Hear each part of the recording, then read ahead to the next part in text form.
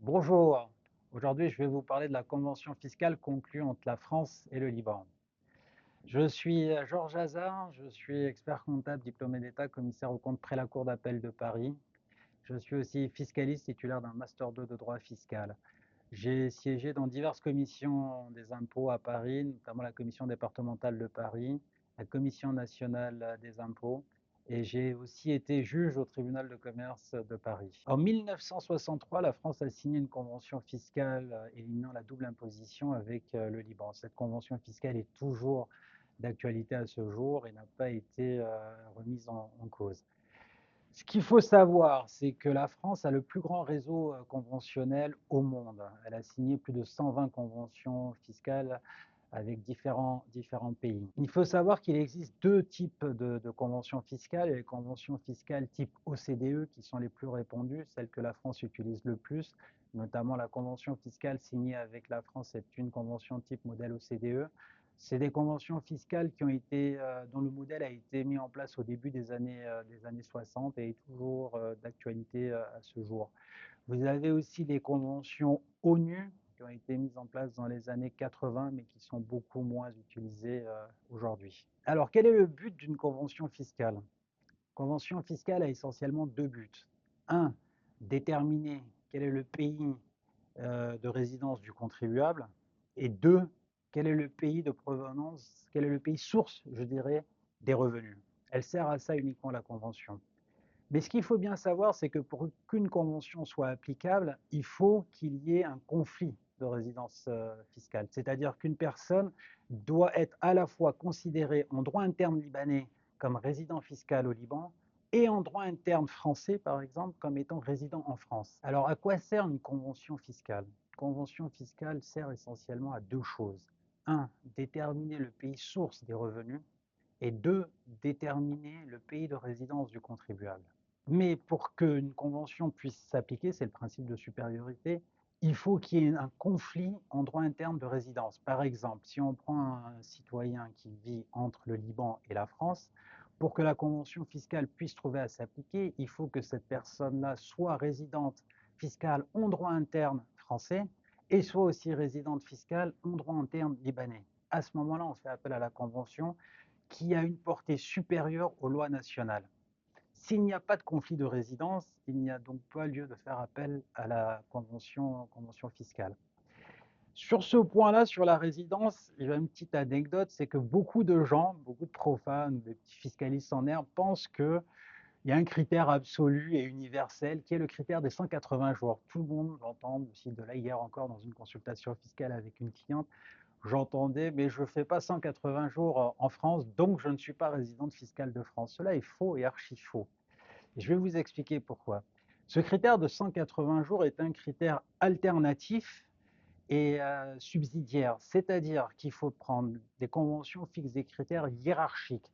Donc on prend chaque convention au cas par cas. Quel est le premier critère qui est fixé? Généralement, c'est le foyer permanent d'habitation. Si on ne peut pas fixer le foyer permanent d'habitation, on passe au deuxième critère qui est généralement le centre des intérêts vitaux, et ainsi de suite, on descend. Et à un moment donné, entre autres critères, on trouvera par exemple le cas des 180 jours par an. Mais ce n'est pas un critère absolu et ce n'est pas le premier critère.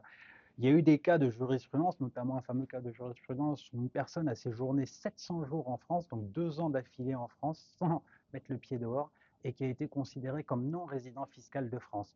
Pour une raison très simple, c'est qu'il était venu en France rester au chevet de sa maman qui était mourante pour l'accompagner dans ses derniers jours, et sa famille était à l'étranger, sa femme, ses enfants et son foyer, etc., était à l'étranger, donc il n'a pas été considéré comme résident fiscal de France. Pourtant, il a fait 700 jours d'affilée.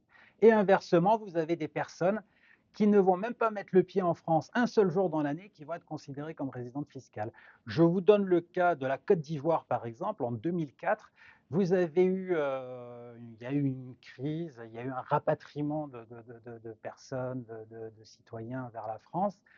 Et beaucoup de personnes ont envoyé leurs épouses et leurs enfants séjourner, vivre en France provisoirement, le temps qu'une situation meilleure revienne dans le pays. Et bien ces personnes-là, qui n'avaient pourtant jamais été en France et n'avaient jamais vécu en France, se sont retrouvées résidentes fiscales de France parce que la convention France-Côte d'Ivoire prévoit que le critère de résidence fiscale est le foyer. Là où votre foyer se situe, vous êtes résident de ce pays-là. Et leur foyer était en France puisque la famille était là, les enfants étudiaient en France, etc. Et donc, ils ont été considérés comme résidents fiscaux.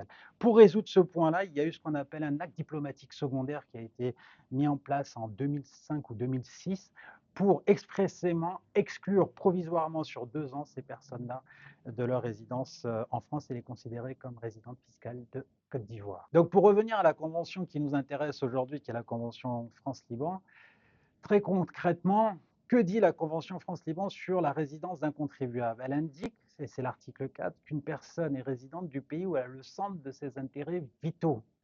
Donc, par centre des intérêts vitaux, c'est-à-dire qu'il faut entendre les liens personnels les plus proches et les liens économiques.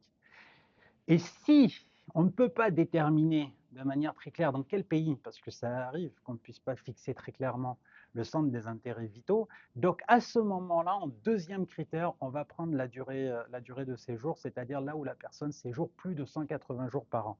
Donc vous voyez très bien qu'au cas d'espèce, ce critère-là est un critère alternatif et subsidiaire qui vient en deuxième point, ce n'est pas le premier critère.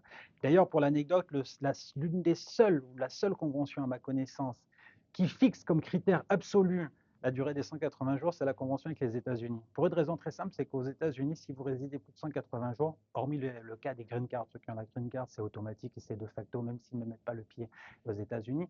Mais les autres personnes, à partir du moment où vous avez séjourné 180 jours aux États-Unis, vous êtes résident fiscal des États-Unis. Voilà, c'est un critère absolu, mais c'est que le cas américain. Hormis le cas américain, à ma connaissance, ça n'existe dans aucune autre convention avec aucun autre pays. Alors, quelques notions très importantes aussi qu'il ne faut pas oublier dans le cadre d'une convention fiscale internationale, c'est qu'une convention fiscale internationale est subsidiaire, c'est-à-dire, comme je disais tout à l'heure, il faut qu'il y ait un conflit en droit interne. On ne peut pas venir se baser sur une convention fiscale pour déterminer la résidence d'un contribuable s'il n'y a pas de conflit de résidence, je l'avais dit tout à l'heure. Et une deuxième notion très très importante, c'est que la convention fiscale a pour but d'éliminer les doubles impositions. C'est-à-dire que si vous n'avez pas d'imposition, la convention fiscale se trouve inopérante et un des États a le droit d'imposer. J'ai eu un cas très concret, c'est un cas à Dubaï, c'était il y a quelques années, en 2017-18, je ne me rappelle plus exactement. C'était une personne qui avait des revenus de source dubaïote, alors même que la convention fiscale prévoyait que ses revenus étaient taxés à Dubaï. Il a été taxé en France au motif qu'il n'a pas supporté l'impôt à Dubaï. Ce qui est vrai, puisqu'à l'époque, il n'y avait pas encore d'impôt à Dubaï, ça vient d'être mis là récemment. Donc il n'y avait pas d'impôt, donc les revenus n'avaient supporté aucune fiscalité. Donc il n'y avait pas de double imposition. Donc à partir du moment où il n'y a pas de double imposition, la France est autorisée, ou l'autre pays, peu importe, est autorisé à taxer les revenus. Alors justement, parlons de l'imposition des revenus prévus par la Convention France-Liban. Il faut savoir d'une manière générale que la Convention France-Liban est très avantageuse pour les résidents libanais. C'est l'une des plus avantageuses conventions que la France ait signée d'ailleurs. Par exemple, un cas très simple, vous prenez le cas des dividendes. Vous avez une société de droit française qui distribue des dividendes à une personne résidente au Liban. Clairement, ces dividendes-là ne font l'objet d'aucune fiscalité en France. Alors bien sûr, ce n'est pas aussi simple que ça, il y a quand même une certaine procédure à respecter, il y a des formulaires à faire viser au Liban, au centre des impôts de lieu de résidence de la personne, qu'il faut transmettre à l'établissement payeur avant la mise en paiement. Mais dans l'ensemble, si vous respectez cette procédure-là, que j'ai déjà eu à mettre en œuvre pour des clients au Liban, là, il n'y a aucune fiscalité sur les dividendes. Il en est de même pour les intérêts. Donc vous voyez que la gros avantage de la Convention France-Liban, c'est elle accorde un droit exclusif d'imposer au pays, ce qui est assez rare, parce qu'en général, ce n'est pas une méthode qui est utilisée, c'est plutôt la méthode du taux effectif ou la méthode du crédit d'impôt équivalent à l'impôt français. Mais je ne vais pas rentrer dans ce domaine-là qui est assez technique. Mais en gros, sachez que les dividendes, les intérêts, pas mal de revenus, comme ça, il y a toute une catégorie qui sont imposés exclusivement au Liban. À ce sujet, je peux vous raconter une anecdote d'une cliente résidente au Liban qui a eu un redressement fiscal. Bon, on a réussi par la suite à négocier avec l'administration, mais en gros, le cas qui a été, c'est qu'elle avait des dividendes de source française, mais elle n'a pas pensé à faire les formalités nécessaires en amont à la distribution de dividendes. Donc forcément, quand l'administration a eu connaissance du truc, ouais, c'est arrivé 2 ans après, hein, c'est pas automatique, ça a pris un peu de temps, mais 2 ou 3 ans après, quand l'administration a eu connaissance de la distribution de dividendes, bah, du coup, elle s'est faite redresser un rappel d'impôt avec pénalité et majoration sur l'impôt qu'elle n'avait pas payé. Et là, elle m'appelle paniquée en me disant, mais l'administration se trompe, je réside au Liban, je ne dois pas payer d'impôts, etc. Et donc, je lui explique qu'effectivement, je ne dois pas payer d'impôts, mais sous réserve de respecter un certain formalisme. Par la suite, on a réussi tant bien que mal à négocier avec l'administration et à lever un peu cette taxation. Mais voilà, soyez très vigilants sur ces aspects-là. Ce n'est pas automatique, même si elle est très favorable, il y a quand même certaines dispositions à prendre. Alors, maintenant, je vais vous parler de l'imposition des revenus immobiliers. Il y a 3 types d'imposition. Quand vous détenez un immeuble en France, il y a 3 types d'imposition. Il y a les taxes locales, qu'on peut appeler ici baladier, etc. Donc, c'est essentiellement la taxe foncière. Donc là, vous ne payez rien, c'est déterminé par les départements, régions, communes, etc. C'est appelé par voie de rôle chaque année, c'est en fonction de la superficie du lieu. Voilà, ça c'est fixe, c'est une taxe locale, je dirais. Vous avez aussi la taxe d'habitation. Alors, c'est vrai que la taxe d'habitation a été supprimée, mais elle n'a pas été supprimée pour tout le monde et dans tous les cas. S'il s'agit de votre résidence principale en France, effectivement, il n'y a plus de taxe d'habitation. Mais s'il s'agit d'une résidence secondaire, ce qui est la plupart du temps le cas quand vous détenez des biens à l'étranger, etc., c'est une résidence secondaire. Donc, vous avez la taxe d'habitation sur la résidence secondaire et qui est assez chère, malheureusement, surtout à Paris. Et, et qui est équivalente à 2 à 3 fois le prix de la taxe d'habitation normale.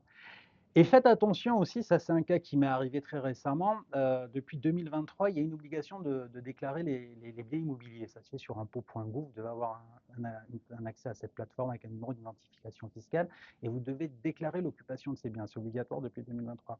J'ai eu le cas de clients pareils qui résident à Dubaï, qui ont un bien à Paris, qui n'étaient pas informés de cette obligation-là, qui ont complètement ignoré et qui se sont retrouvés taxés sur la taxe sur les locaux vacants. Alors là, elle est très chère, celle-là, surtout à Paris, encore une fois. Elle fait 5 fois, 5 à 6 fois la taxe d'habitation et elle peut chiffrer très, très, très vite. Donc faites attention à ça. Taxe sur les locaux vacants, c'est à partir du moment où, sur une année consécutive, vous n'avez pas, il n'y a personne qui occupe le bien. Et donc là, à Paris, la mairie de Paris n'aime pas ça. Donc ça taxe, ils ont besoin d'argent en ce moment, donc ils ne vous le louent pas. Je plaisante bien évidemment. Donc faites attention à ça et pensez à bien compléter votre dossier sur impôts.gouv et bien compléter l'occupation des biens immobiliers. Alors ça, c'est pas la partie taxe locale. Après, vous avez l'impôt sur la fortune immobilière. Donc ça, malheureusement, la France avec l'Espagne, c'est les 2 seuls pays en Europe, à ma connaissance, qui ont encore un impôt sur le patrimoine. En Espagne, il est même plus élevé et beaucoup, beaucoup plus large. En France, le président Macron l'a limité en 2017 à le patrimoine foncier uniquement. Mais voilà, si vous avez un patrimoine immobilier net, donc c'est-à-dire déduction faite des éventuels crédits immobiliers, bon, généralement les non-résidents, c'est généralement sans crédit immobilier parce qu'il est très dur, voire quasi impossible pour un non-résident d'avoir accès à un crédit immobilier en France. Donc généralement c'est du patrimoine net et si ça dépasse 1,3 million, vous êtes soumis à l'impôt sur la fortune immobilière. Alors, pareil, là, petite anecdote, la dernière fois, j'ai un client qui vient me voir, il me dit, j'ai un immeuble en France qui vaut 3 millions, je ne paye pas l'IFI, etc. Et tout. Je dis, mais comment ça, vous ne payez pas l'IFI? Il me dit, il est détenu par une société offshore au Liban. Et donc, on lui aurait dit, un fiscaliste en herbe lui aurait dit que si la société, elle est détenue par une société au Liban, il ne paierait pas l'IFI. Cela est faux et archi faux. Et même si vous mettez plusieurs sociétés entre le bien immobilier et le bénéficiaire économique final, c'est le bénéficiaire économique final, personne physique, qui paye l'impôt sur la fortune immobilière. Donc ça, c'est une vue de l'esprit. Si on vous dit ça, c'est un mensonge. L'impôt sur la fortune immobilière, même si vous mettez une multitude de sociétés, vous serez toujours in fine tenu de le payer. Alors vous me direz, comment l'administration fait pour savoir qui est l'associé final qui détient l'ultime société tout en haut de la pyramide? Eh bien, c'est très simple parce qu'ils ont instauré une obligation fiscale, c'est ce qu'on appelle la taxe 3%, la 2746 SD, qui oblige toutes les sociétés à déclarer le bénéficiaire économique final du bien, c'est-à-dire celui qui possède in fine l'ultime société. Si vous ne le faites pas, vous avez une taxe de 3 qui frappe la valeur du bien. Donc là, dans le cadre de mon client, c'était 3 millions le bien fois 3. Donc ça va très, très vite et c'est sur 3 ans. Donc ça peut être des chiffres qui montent très vite et qui font mal. Donc du coup, oui, l'administration a le pouvoir de savoir, qui détient le bien et donc in fine de le rappeler à l'IFI.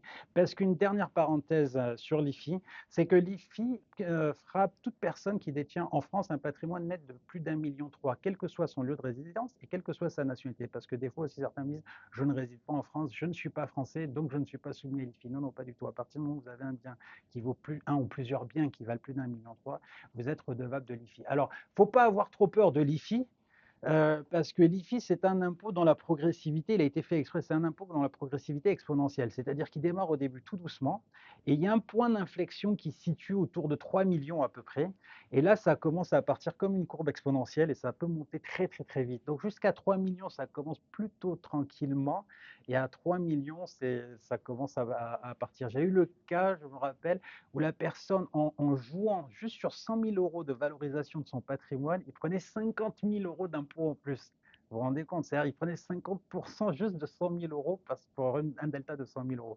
Donc voilà, c'était sur l'IFI. Donc faites très attention à l'IFI, ne négligez pas cet aspect-là, surtout si votre patrimoine commence à atteindre une certaine valeur.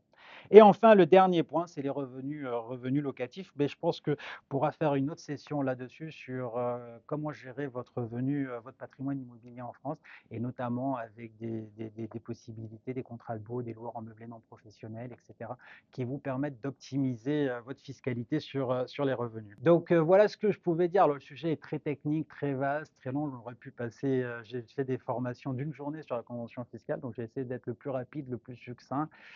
N'hésitez pas, si vous avez des questions, n'hésitez pas dans le commentaire à poser vos questions, je répondrai avec grand plaisir. Si vous avez des remarques, dites-moi comment vous avez trouvé la présentation, je suis à votre écoute et je reviendrai dans d'autres vidéos sur d'autres points plus longuement, plus précisément. Et puis pareil, s'il y a des points que vous souhaitez voir évoquer ou développer, n'hésitez pas à le mettre en commentaire. Merci et à bientôt.